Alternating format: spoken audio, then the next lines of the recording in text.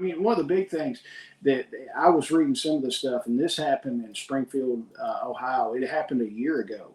First day of school. It literally put tears in my eyes when I read this. A stinking Haitian illegal trespassing person in our country killed an 11-year-old kid in a school bus crash. Oh my God. It happened I a year didn't ago. even read that. First day of school, there was a bus, and I think it had 52 people on it, 52 kids. There's an illegal person in our country that trespassed in our country, not supposed to be here. And most of these Haitians have never driven a car before because they, in Haiti, there's just not Rolls Royce running all over the place. You're hoofing it on your 2 feet if you go anywhere. Doesn't know how to drive, doesn't have a license, was driving a minivan and swerved on the other side of the road. He said because the sun was in his eyes. The bus ran off the road. It had ejected an 11-year-old kid and killed him on his first freaking day of school. And I guarantee that guy never did a night in jail or anything. They probably just smacked him on the wrist and said, oh, it's okay because you're a freaking migrant. And an 11-year-old boy is dead, and the parents are going to have to live with that the rest of their lives. But I tell you what, if Jason would have done it, my ass would have been in jail the rest of my life. Oh yeah, vehicular manslaughter. You'd have gone to jail. Yeah. Yeah. I'd have been vilified in the media and everything else. Hey everybody, welcome back to the Homestead HQ, where we talk about homesteading and preparedness. This is Shelly. I'm Jason.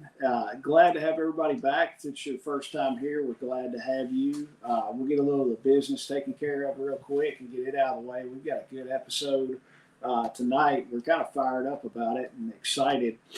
But guys, go check out VacMasterFresh.com. They make commercial chamber sealers. They make a whole line of butchering knives and kitchen knives. I use that stuff almost every day in the kitchen and in my shop. I sealed up. Love those knives. Yeah, the knives are awesome. Use the code Homestead, and that'll get you 15% off your order. I actually, the other day, just sealed up some pork loins that I'd cut up. I'd had some pork loins, and we thawed those out, cut them into chops, and sealed them up.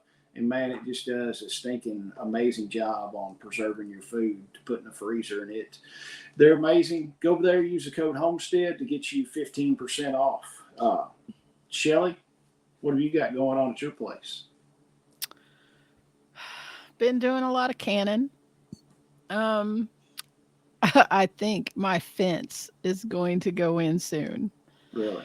Did he call you? Yeah, he texted me, told me to get a hold of 811. Is that the people? I keep wanting to say 411. That's information, isn't it?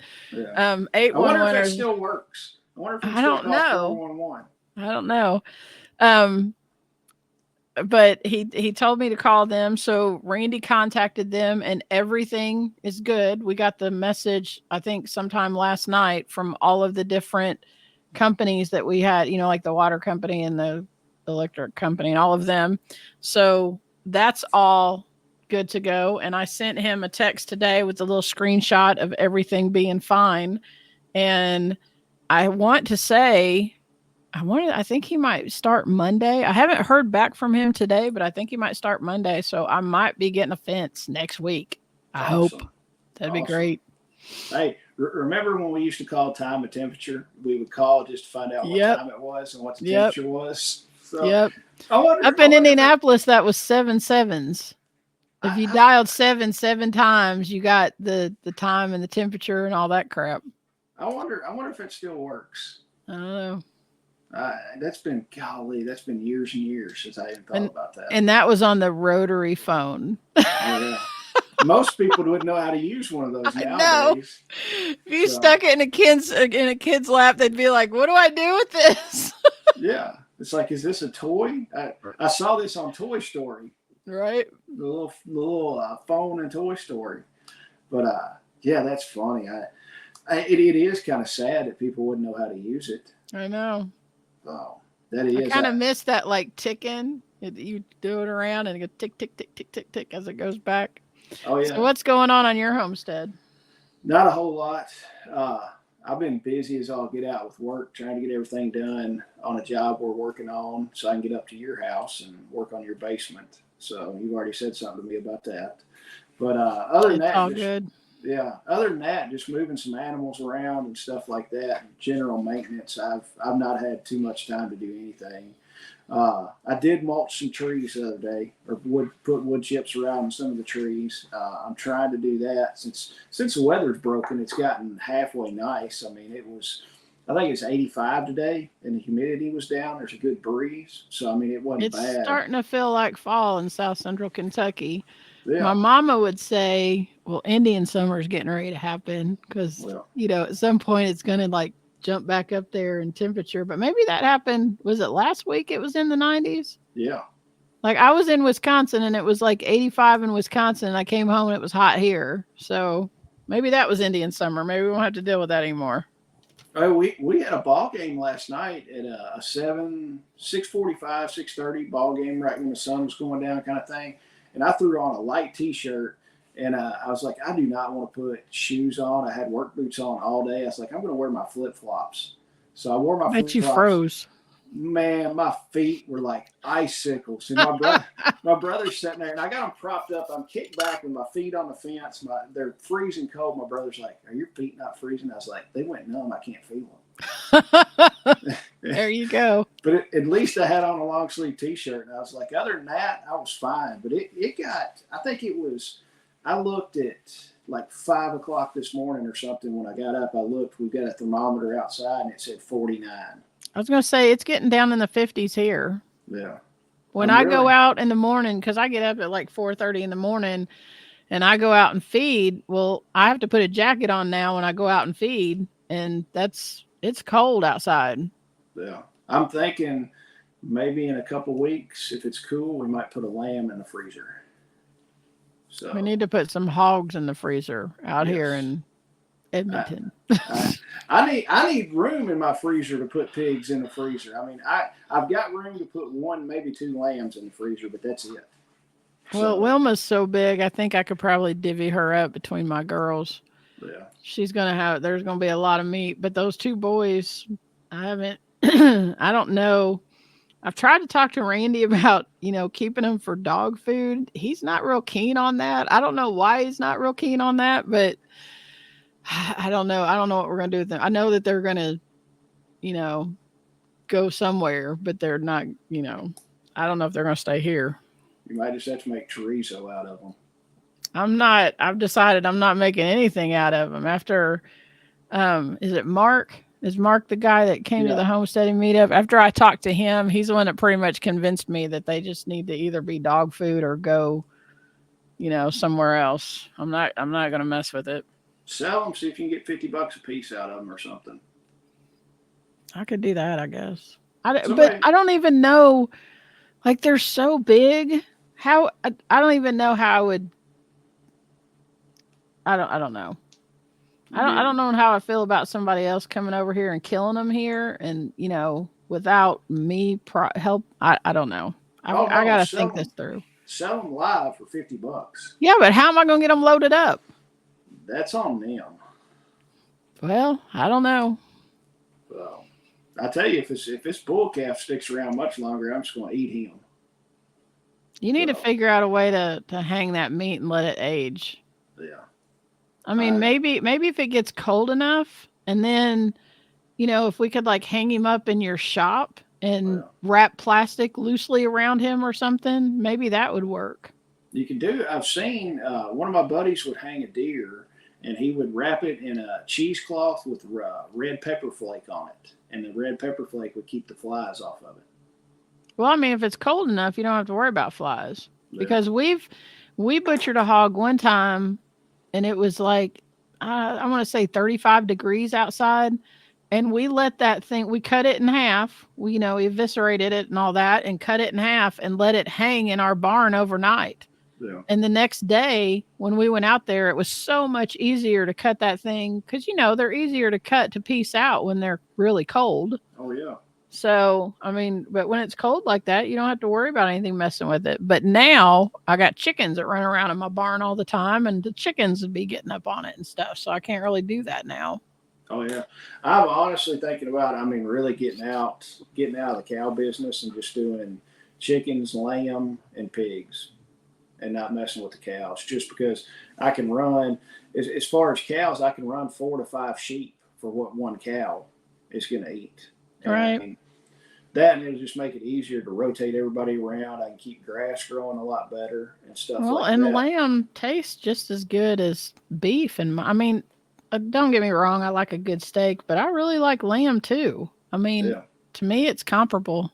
Oh yeah, and the thing is too, it's not. I mean, I could do a lamb by myself. If if I wake up Saturday morning, it's like, hey, I want to put one of these lambs in the freezer. It's not, you're doing a 150-pound lamb at max, right? As opposed to a 1,200-pound beef. So, yeah, I mean, it's about like doing a deer, and I've done a buku of deer before by myself. Well, and when you're talking about sustainability, not having to rely on a bunch of people that may not be able to travel to your place, that's a good thing to be able to butcher all that on your own. Yeah. And right now, the cooler I've got, that big cooler, I can age a whole lamb. I could probably age 2 lambs in there, cut them in their primals and let them age out for a week or so, and then cut them up, and that meat will be even better. Yep. You can take those shelves out and actually hang them. I thought about doing that, but I hate to put a hole in the top of that cooler. I wonder if there's something that you could. Is it metal at the top? Could you affix some kind of hook, like a powerful magnetic hook? I don't know. I mean, I bet you could put a metal plate on the top and a magnetic hook underneath it, and it would hold that up. I bet you could do it. Oh. I bet the guys I work with could figure it out, because I work with a bunch of geniuses, man. Oh, yeah. Well, I tell you, the one that we did at the last time we did that one at the festival, I let it set in a cooler because it was in primals pretty much. I let it set in a cooler for a week just on the wire racks and aged for about a week, and it did pretty stinky good that way. There you go. Because it's just wire racks on there, so the air's circulating, and it's got 2 fans in the top of it that keep circulating the air all the time.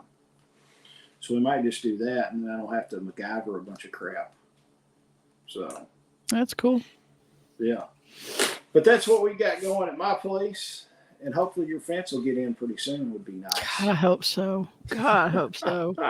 That dog needs to go outside. Those sheep need to go out in the field. It's just, I'm done. I'm so done. What have you got for news for us? Or are we gonna wait? Are we gonna wait on news? No, I actually have a different news story separate from what we're going to talk about. All right. Thanks to Rihanna. Thank you, Rihanna. So WBKO, which is the news station in Kentucky, in Bowling Green, Kentucky, they put out this story, but the story actually took place in Chesterfield, Virginia. It says, the headline for the story says, "Do not store guns in your oven." Loaded gun stored in oven fires multiple rounds after getting overheated. And there's a picture. There's a picture of a wire rack from your oven, the rack that you pull out, and the gun, like the handle of the gun, is melted to the rack. It says that a loaded gun stored in an oven fired 5 rounds after getting overheated in Virginia, according to authorities. Chesterfield firefighters responded to a call regarding a fire. When firefighters opened the oven, they found the gun inside, and there's a picture of the oven, and the glass window is blown out, and you can see the gun, the muzzle of the gun pointing out. I don't know how somebody didn't get killed, seriously. Yeah. I mean, because it's pointing out of the oven.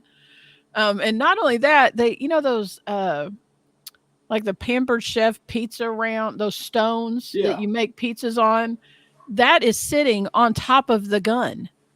So I don't know if somebody opened the oven and stuck the pizza stone in there. I have no idea. Didn't see the gun. I don't know. But it says someone turned the oven on with the gun inside. The gun overheated and 5 rounds went off.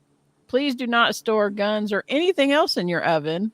Thankfully, no one was hurt. Keep them secure like in a gun safe. Jeez. Now, I I've seen it before where like, the woman or the man will put something that does like Tupperware or something like that just to hide it Melt away. it, yeah. And they forget about it, and then they're like, "Oh, I need to preheat the oven and just melt all the Tupperware down." Yeah. I've seen that, but I've never put a gun in the oven. So I don't understand the thought process behind that. I don't either. But a loaded gun. I mean, a loaded gun. If other people in your house and you're going to put a loaded gun someplace where anybody could access. Oh my gosh. Like, jeez, whatever. Well, the rounds, the funny thing, the rounds cooking off and getting so hot that they explode. This has been years ago. I was driving down the road and I noted there's a truck in front of me, and I noticed that there's like some smoke coming out of the bed of the truck, and I'm like, what in the world? The dude like stops, and there's like smoke and fire rolling out of this dude's pickup truck. So I get back and I'm watching, and I'm rolling the window down, and he's hollering. Come to find out, he had thrown a cigarette butt out of his truck window, and it went in the bed of the truck, and there was a bunch of straw in there, and it caught on fire, and there was like a case of shotgun shells in there. So like a minute later, you hear boom, boom, boom, these shotgun shells. Oh my God. There's shot going everywhere and everything else, and this dude's truck's like burning to the ground. I'm like, and this was before iPhones, and I'm like, wow, I wish I'd have got a video of that. But yeah, like dude's like the inside of the bed of his truck was probably just peppered with with little pock marks in it or whatever. Yeah, I'm like, Lord. So I don't know. This right here is evidence that some people are dumb. Some people. I can't wrap my brain around this. Some people should not reproduce. Right. What else have you got? Is that the only story you got? Yeah, that's the only story I've got. I think it'd be hard to top that one. So let's cook a Glock pizza. I'll pass. Would you like? I mean, it really gives all of the, and I mean, don't get me wrong, I'm all about pew pew rights and all that kind of thing, but it kind of gives a good argument that some people probably shouldn't own them. I don't know. I mean, I'm not saying that I don't believe that at all, but doggone, don't put it in your oven. Don't do that. Don't put a loaded weapon in your oven. Well, he might have been trying to do the new DiGiorno 9mm crust or something. Oh, it's not Glock, it's DiGiorno. Yeah. Next they'll come out with DiGiorno napalm pizza. That'll be a breakfast pizza. Oh, it's ridiculous. Hey, another thing before we get into the big topic for the day, Signature Solar. Go check out signaturesolar.com. They're one of our main sponsors for the festival. We super appreciate those guys helping us make the festival happen. And but their website is signaturesolar.com. Use the code Homestead, and that will save you some money on it. And also, we're coming up with some kits for individuals. I've got that in the works, and we've got another announcement here pretty soon that we're going to announce about something that I'm going to be starting doing for homesteaders and preparedness-minded people. So stay tuned for that, and we'll have an announcement for that pretty soon. But use the code Homestead, and that will save you some money on your order. Awesome. So, Shelly, the topic of the day that have us fired up, and it should have 100%, well, we'll say 99% of the population in the United States fired up and pissed off, unless the people that aren't fired up and pissed off about this are the ones that put guns in the oven. I don't know about 99%. I don't know if that number is accurate. This is probably going to be, which neither Jason or I are monetized, so I guess it doesn't matter, but this is going to be one of those episodes they're going to be like, no, you can't do that. You can't say that. You can't go there. You can't, they'll shut us down. So if you get to see this, if you get to hear it, you'll probably have a better chance hearing it on the podcast, because I don't think they regulate that like they do YouTube. I don't know that you'll get to see the video, but yeah, it's a little bit ridiculous. You gonna tell them? Well, it's the whole, and this is not just now started. This has been an ongoing thing for years and years and years. But the whole illegal aliens, migrants, immigrants, whatever you want to call them, criminals is really what they should be. Because if you come across the border and you're not supposed to be here, you're a stinking criminal. Period. End of sentence. But the migrant crisis is what everybody calls it right now. I mean, you've got stuff going on in Colorado. You've got stuff going on in New York. You've got stuff going on, was it Springfield, Ohio? You've got all these places that stuff's going on. And really, nobody's doing anything about it. I mean, that's the whole thing. Well, they are doing something about it, Jason. When the story comes out, when the things are said, then the media shuts it down. Yeah. It didn't happen because all of these things that Jason just listed, they're stories that have come out over the last few months, and they're out for what, maybe 2.5 days, and then they're gone. Yeah. And they've been labeled misinformation and this isn't true and all of this kind of stuff. They're shutting it all down. It'll be it like a year from now, they'll come back and say, "Oh, you remember when this happened? That really did happen." Even though they're saying, "Oh, it hasn't happened. There's no substantiated reports. This isn't going on," and all that kind of stuff. Oh yeah. And I mean, one of the big things that I was reading some of the stuff, and this happened in Springfield, Ohio. It happened a year ago. First day of school. It literally put tears in my eyes when I read this. A stinking Haitian illegal trespassing person in our country killed an 11-year-old kid in a school bus crash. Oh my God. It happened. I didn't even read that. First day of school, there was a bus, and I think it had 52 people on it, 52 kids. There's an illegal person in our country that trespassed in our country, not supposed to be here. And most of these Haitians have never driven a car before because they, in Haiti, there's just not Rolls Royce running all over the place. You're hoofing it on your 2 feet if you go anywhere. Doesn't know how to drive, doesn't have a license, was driving a minivan and swerved on the other side of the road. He said because the sun was in his eyes. The bus ran off the road. It had ejected an 11-year-old kid and killed him on his first freaking day of school. And I guarantee that guy never did a night in jail or anything. They probably just smacked him on the wrist and said, "Oh, it's okay because you're a freaking migrant." And an 11-year-old boy is dead, and the parents are going to have to live with that the rest of their lives. But I tell you what, if Jason would have done it, my ass would have been in jail the rest of my life. Oh yeah, vehicular manslaughter. You'd have gone to jail. Yeah. Yeah. I'd have been vilified in the media and everything else. So, but that is one thing I literally teared up when I was reading that. I was reading it at lunchtime, and I'm like, this is stupid. I mean, I can deal with them going to the park and cutting a goose's head off and taking it home to eat. When you kill an American citizen, that's a little bit different than killing a goose. Right. So. Well, the guy that took the picture of the goose thing that you're talking about, he's now come back and said that that's not legit. Well, for one thing, the media, a bunch of people were saying that happened in Springfield. It actually didn't happen. The picture wasn't taken in Springfield. It was taken in Columbus. But it's still a guy from the Haitian community that he did this. I don't know if he killed the goose. I don't know if he found the goose dead or whatever, but he's walking down the street holding the goose.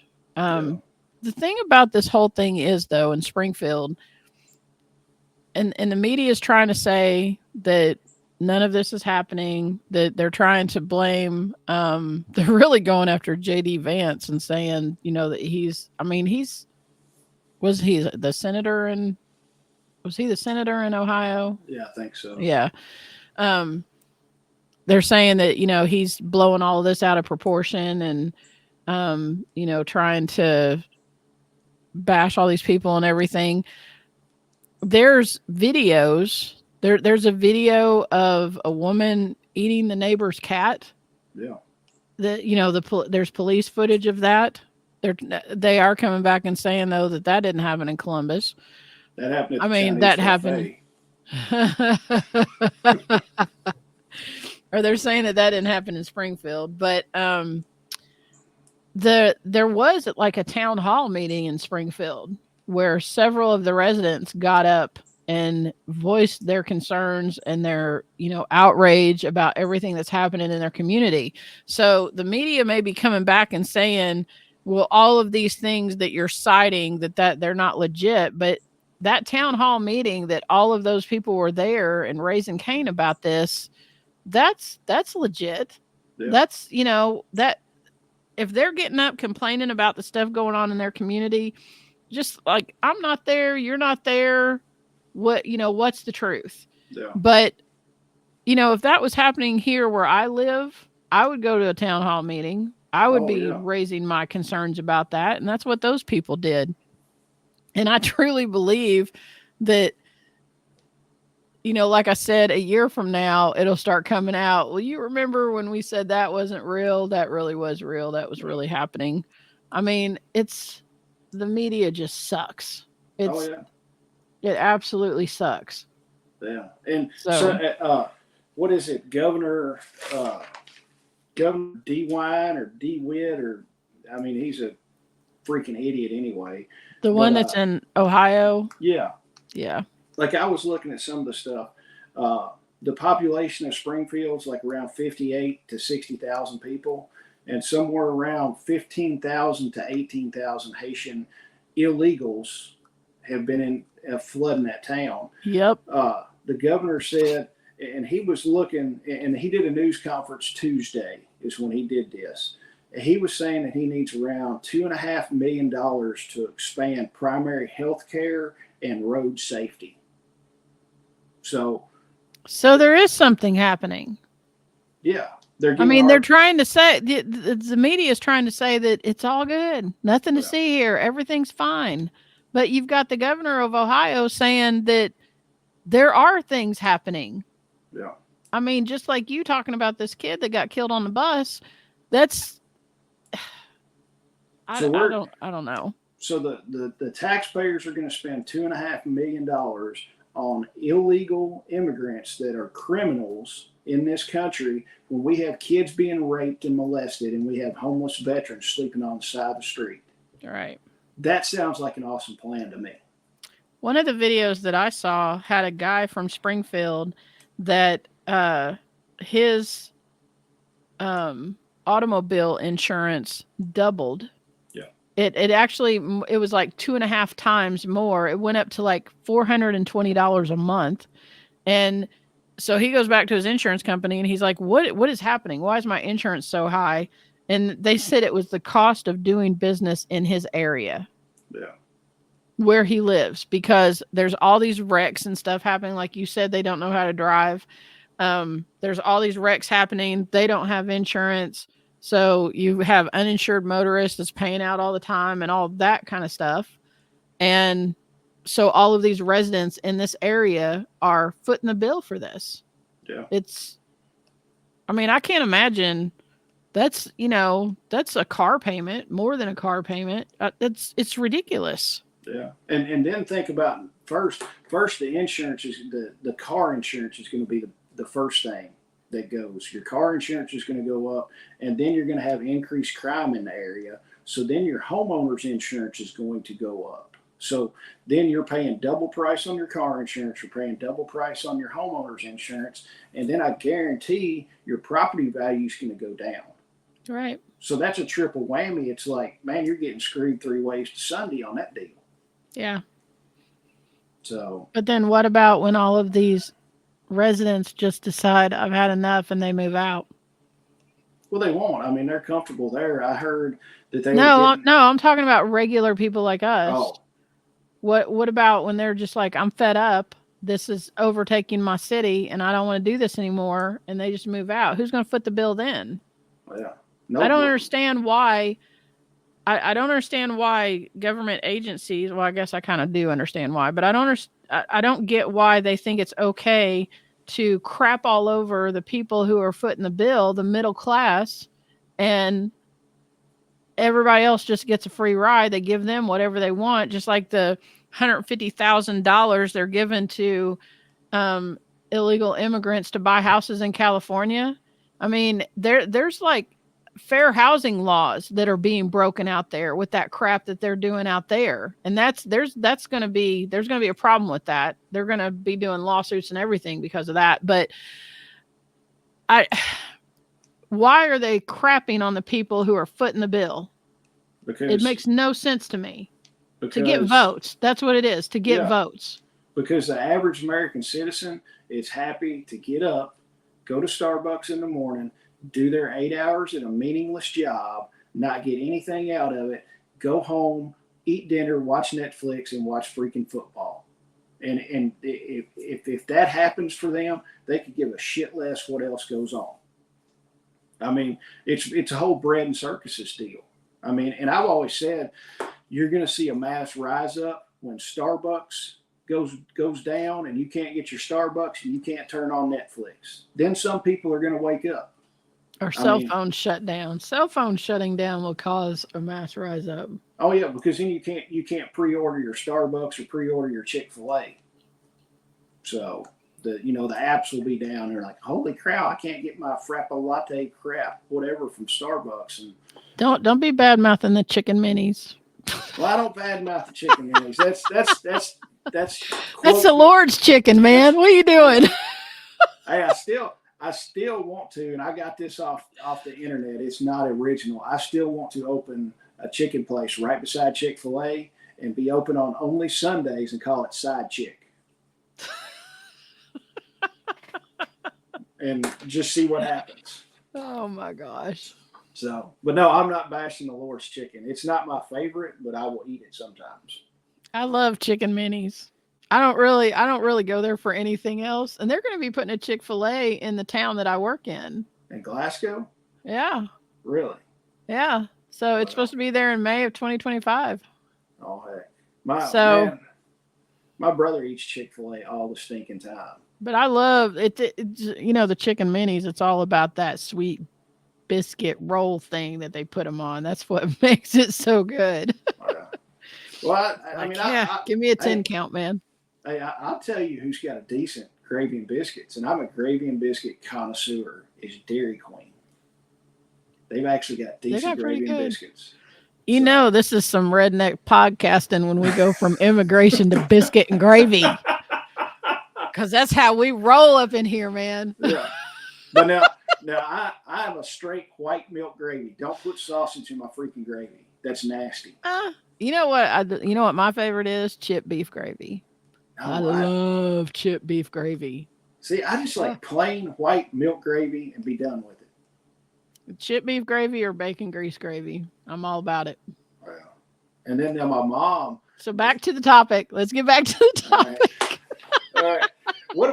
What's your take on the whole Aurora, Colorado thing? Because we pretty much beat the Haitians down. They're killing ducks, eating cats, and all that kind of shit. So it's just foul.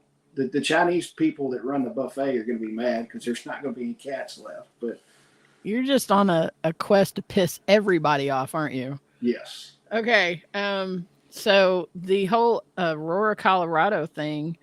That's another story so they came out and said that this Venezuelan gang was coming in and taking over the city, and they were like busting into people's apartments and home invasions, and then they were taking over apartment complexes and going around and collecting the rent, and the people who are supposed to be getting the rent aren't getting the rent, and all of that kind of stuff. And then that was out maybe 2.5 days, and then they swooped right in and said, that's not happening here. There's nothing to see here. There's nothing going on. I don't know what you're talking about. We've not got any complaints.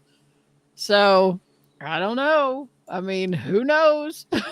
Yeah, and it's like I was telling you before, like I believe very, very little that's on the news anymore because it's all a psyop for this.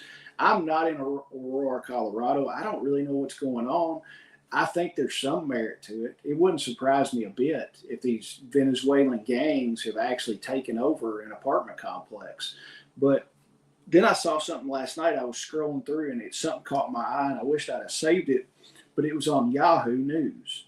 And it said, apparently the gist of it is that if the company that owned the apartment complexes agreed to sell the apartment complex if all charges were dropped against them. So apparently there's some kind of charges with the apartment complex. The owners of the apartment complex, there's some kind of charges going on, and if they'll sell the apartment complex, the charges will be dropped.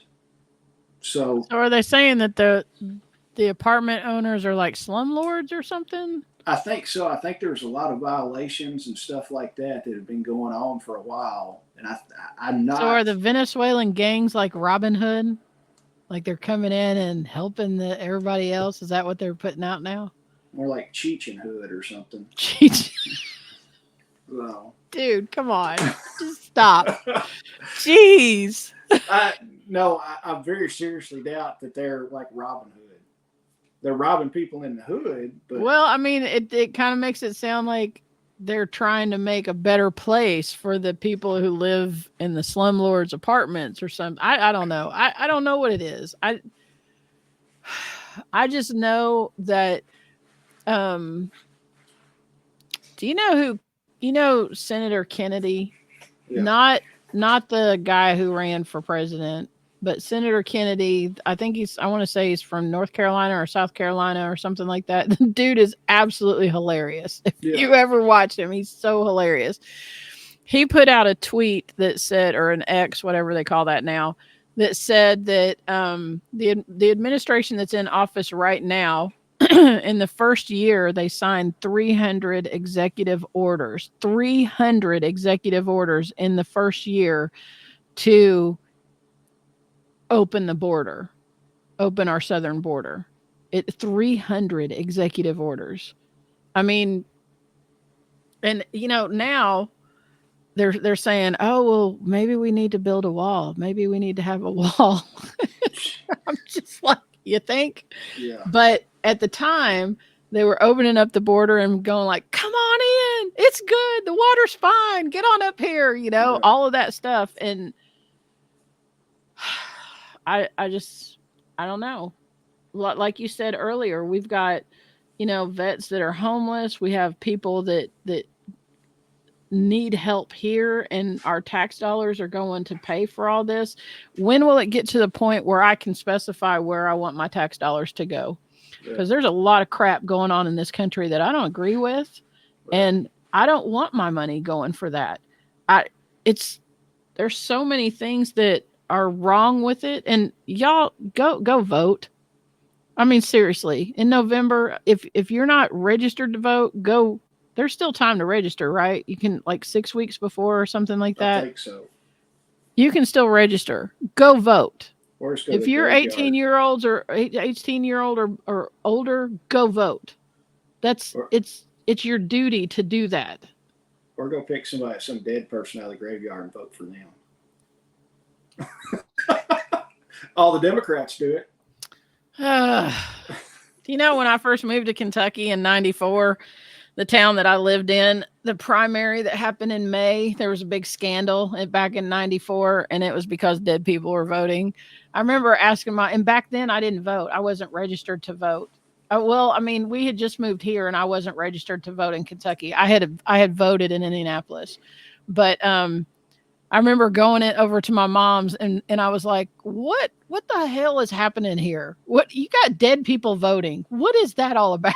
Wow. And it was kind of a joke, I guess. At the time, I thought it was kind of a joke. I was only 24 years old. But now, it disgusts me. I feel like as an American, I don't have faith in our electoral process, I guess. But I'm still going to go vote. Nobody's going to take that away from me. And I do feel like it's my duty. My grandmother used to be one of those people that ran the voting station, the voting place where you went. She was over that stuff. It's always been an important thing in my family, and they're not going to take that right away from me. And I'm gonna go vote. But I will tell you one thing: if you don't go vote, and then you want to bitch about who's in office, you don't have any leg to stand on. I don't even want to hear it. Oh, you don't have any reason to complain. If you don't go exercise that right to vote, you don't have any reason to complain about anything going on. Well, You know what's funny about voting? I just found out that like if there's like a local election or something like that, and my wife doesn't like either one of the people, she writes me in for it. And I'm like, are you for real? And she was like, yeah. And she's like, I've got your brother to do it before too. And I'm like, oh crap. So, y'all comment below if you think that Jason needs to hold office here in Kentucky. That's a riot. I may start doing that. That's pretty cool. I've had, no kidding, I had 2 or 3 people come to me the last election cycle, and they're like, you need to run either for Warren County School Board or you need to run for magistrate. And I'm like, there ain't no way in the world anybody would vote for me. And they're like, do it. And I'm like, my son-in-law Josh is a magistrate. Yeah. He ran during the last election and won. And he's a magistrate here in Barron, or over in Barron County. But yeah. I thought about doing it, but if you don't have a kid in the school board, you can still do it. Really? Oh yeah. Huh. I mean, I wanted to go shake Warren County School Board up.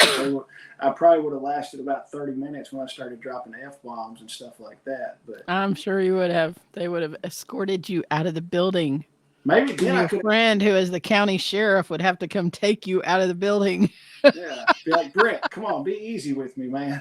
Right. But if it would have been recorded, then it could have been monetized, and then all my words have been over. I've been an overnight celebrity on TikTok. That's fun. So Brent would have to take you to the jail, and then Casey would have to book me, do paperwork to book you into the jail. Yeah. Like, hey Casey, what's happening? It's like Jason knows too many people. Yeah. Oh yeah. It's like, hey, just be easy with me, Casey. What's going on? So that's funny. Tell Lawrence I said hi when you get right. home. Right. When Lawrence listens to this, he's gonna be like, "Oh my god." And all right, we'll do this. I've ridden in the back of a cop car one time, and I was 15. That's the only time I've been in the back of a cop car. Was it because you got in trouble? Yes, I was riding my 4-wheeler on the road and wasn't supposed to. You're not supposed to do that. Well, and it was a state trooper. Like, I pulled up at the stop sign and stopped. We just got done playing baseball. I had like my ball bag on the back of the 4-wheeler. And the rule was you had to be home before the street lights were on with mom and dad. So the street lights were getting ready to come on. I was like, I need to go. He flips his lights on, pulls over, and he's like, you need to turn that off. And I'm like, what the heck? So he starts looking. He's like, and he's like, how old are you? I was like, 15. He's like, do you have your driver's license? And I'm like, dude, I'm 15. I was like, are you just stupid or what? But I didn't say it. So he starts looking. Surprising. He's like, where do you live? And I was like, 100 yards that way. He's like, well, come on, get the key out of your 4-wheeler. And he's like, jump in the car. We're going to see your parents. And I'm like, can't I just ride the 4-wheeler the 100 yards? He's like, no, get in the car. So he took me up to my parents' house, and we come walking in the back door, and my mom's like, dinner's ready, you're late, the street lights are on. I was like, hey, I was pointing behind me. I was like, this guy wants to talk to you. And there's a state trooper standing there. So dude writes me a ticket. Me and my dad have to go to court about it, and I have to swear in front of the judge that I will never ride my 4-wheeler on the road again. And then everything was dropped, and like the next day I was out there riding on the road again. I was like, whatever. So you did not learn your lesson? No. And that's the only time I've been pulled over on my 4-wheeler before. I've never ridden in the back of a cop car, but I have got my picture taken with the little numbers right here. I was driving around up in Indianapolis and didn't have insurance on my car. Well, not only did I not have insurance, our oldest daughter, I don't think she was walking yet. She was less than a year old. So I was like maybe 20 or something like that. But a friend of ours, Randy and I were broke as a joke, and a friend of ours had given us a car. It was a Chevy Chevette. You remember those things? A little bit. It even had the floorboards were kind of rusted out. So if you pushed real hard, you'd be like a Flintstone car, like running down the road. But not only did I not have insurance on the car, I had taken the plates because up in Indy, the plates, like down here, the plates stay with the car. But when up there, if you switched cars, you would have to switch. You kept your plate and it went to a different car, but you'd have to register it and all that kind of thing. So I didn't have insurance, and I had the wrong plates on the car. They weren't registered to that car. And so I had picked Randy and his friend up from work. I had Jessica in the back seat with me in the car seat. And this cop stopped me because I had a headlight out. And so he come up there, he like ran all my stuff, and Randy's sitting in the car going, "Don't tell him. Just don't tell him." And I was like, I can't lie about this. So he comes back up there and he's like, "You want to explain this? What's going on with this car?" And so I did. I told him everything. And so he wrote me a ticket, and I said, "Well, it doesn't say on here what I have to pay." And he goes, "No, you're not paying anything. You have to appear in court." And so I had to go. That happened in October, I think. In like the week after, I went and got insurance. Like I got everything fixed like the week after. And so I go to court the day after Christmas at the city county building, and there's a jail, and it's probably not even downtown Indianapolis anymore, but at the time at the city county building, there was a jail that was down in the basement. And then there was like, or I guess they were holding cells or something. Across the road was the jail where they had like not long-term people, like I think up to a year. If you were sentenced, you went across the road. And so they got done, or I've stood before a judge, which everything got continued. And then they had us get into this elevator that had bars, and like bar slammed shut. I was ready to cry, y'all. It was scary as crap. We go down into the basement. There's cells everywhere, crazy criminal people everywhere in these cells. And they took me into this room and fingerprinted me, all of that stuff, put the little thing around my neck to take a picture. And I'm holding this thing in front of me, and the guy goes, "Smile." And I was ready to cry. And so I come back upstairs, and Randy goes, "Where did they take you?" Jason, I started slapping him and hitting him. I lost my mind. I was so pissed. And I was like, "This is all your fault." And I'm like punching him, and I was so mad. And he's going, "Stop. What are you hitting me for?" And I was like, "They took my picture. Like I have one of those pictures with the numbers." Yeah. I mean, I just lost it. And I went back to court probably, I guess, 3 times. And finally, the last time I went, the judge was like, he said, do you have insurance on your car? And I said, "Yeah, I do. I've had it since the week after this all started." And he goes, "Are you ever going to drive without insurance on your car?" And I was like, "No, sir, I will not." And I've never since then. So I was like 20 when that happened, and I'm 54 now. I have never not had insurance in my life. Goodness. Lord. It was awful. Should have been Randy down there getting his picture taken, not me. Yeah, no kidding. All right, we've gone down some rabbit holes. We went from gravy and biscuits to closing the border to our own criminal activity. Yeah, exactly. Well, I mean, closing the whole immigrant illegal stuff out. Honest to goodness, what they ought to do, and it's a major logistics enterprise to do. Close all our borders, northern border, southern border. Everybody that comes in, you're going to get documented. We know what you're doing, that kind of stuff, and do it the right way. There are rules and regulations set up if you want to come into this country. Close it down, because if your country doesn't have borders, it's not a country. It's just a piece of land. And there's people flooding the borders all the time. It's gotten insane. And it's just not sustainable. And I see the point of, if you're living in a, we'll take what Trump says, a third world shithole country. If you're living in one of those, I can see why you would want to come. Right.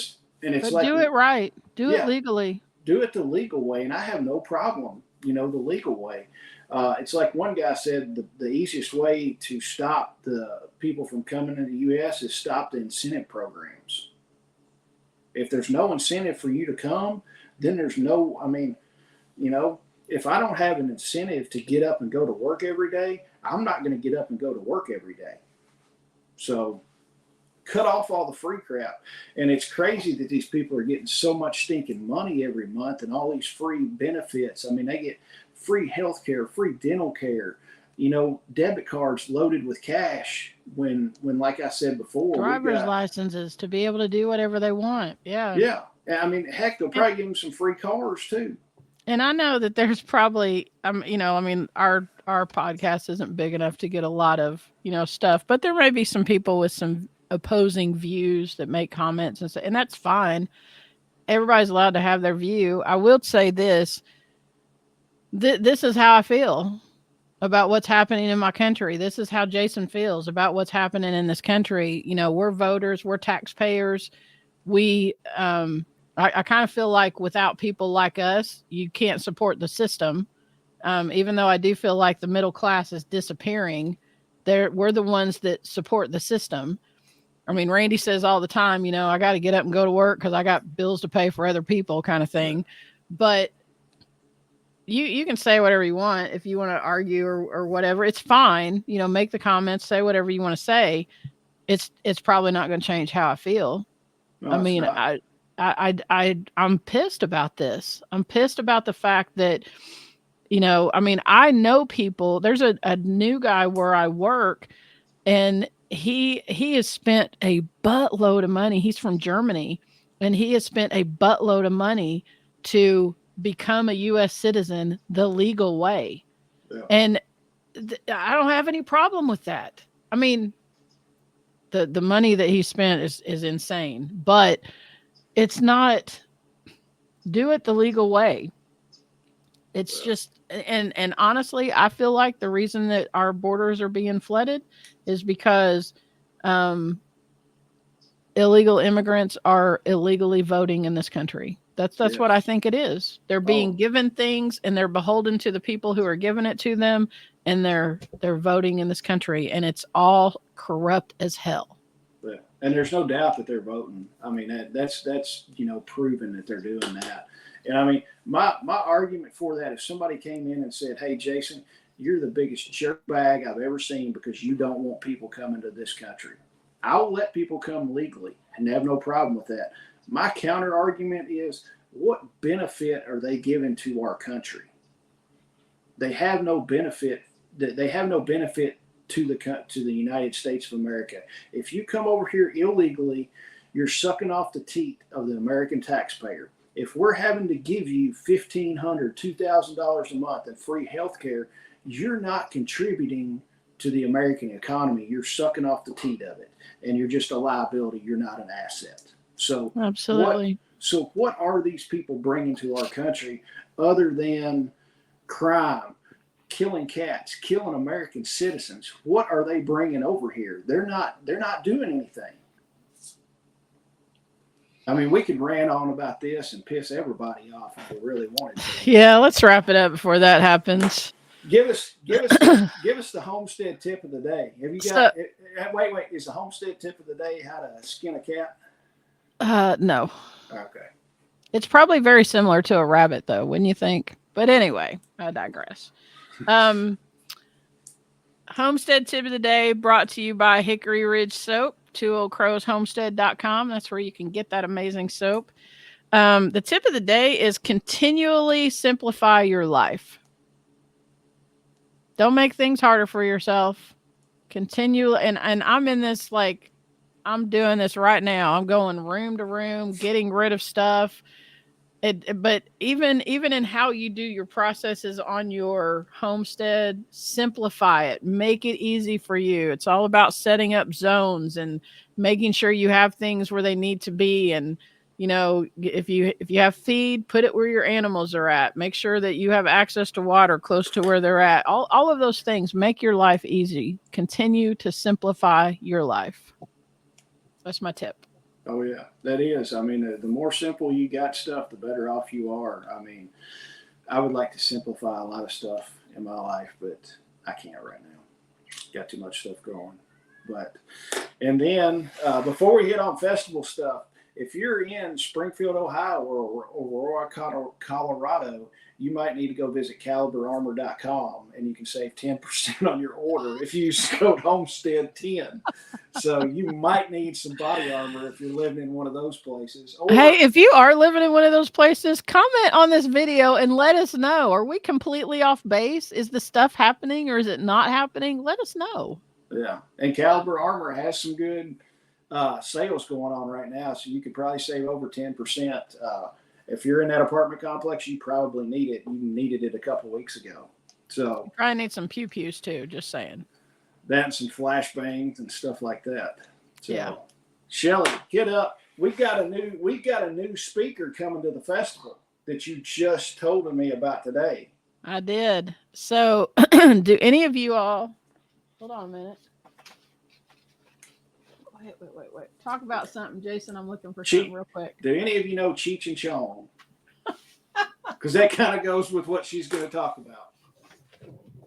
So, but yeah, the festival, guys, don't forget about the festival, October 26th and 27th in Bowling Green, Kentucky. The website is KentuckySustainableLiving.com.